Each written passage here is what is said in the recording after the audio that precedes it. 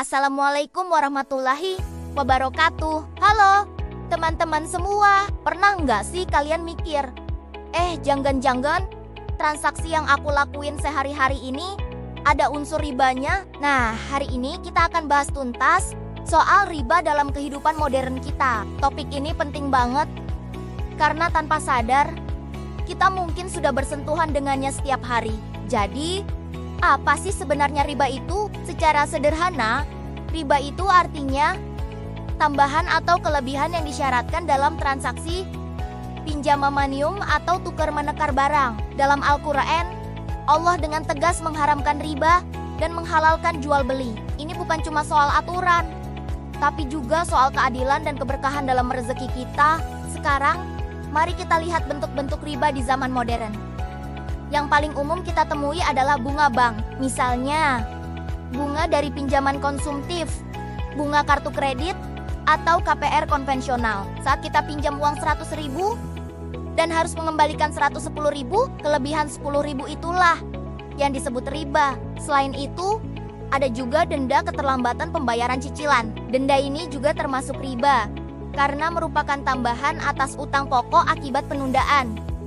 Lalu, apa sih dampak buruk dari riba? Pertama, dari sisi ekonomi, riba bisa menciptakan ketidakstabilan. Sistem yang berbasis bunga cenderung menguntungkan yang kaya dan memberatkan yang miskin, sehingga kesenjangan sosial makin lebar.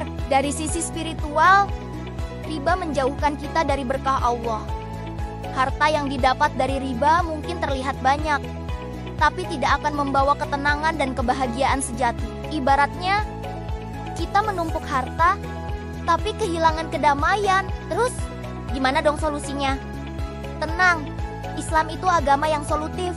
Alternatifnya banyak kok. Pertama, kita bisa beralih ke lembaga keuangan syariah, bank syariah, koperasi syariah, atau pegadaian syariah beroperasi dengan akad yang sesuai prinsip Islam, seperti mudharabah atau bagi hasil, dan murabahah atau jual beli dengan keuntungan yang disepakati di awal. Transaksinya jadi lebih adil dan transparan tanpa ada unsur bunga. Selain itu, kita bisa memperkuat budaya saling tolong-menolong, misalnya dengan Qarhul Hasan, yaitu pinjaman kebajikan tanpa bunga sama sekali. Kita pinjam 100.000, ya kembalikan 100.000 juga. Ini bisa kita terapkan di lingkungan keluarga, teman, atau komunitas masjid. Indah banget kan?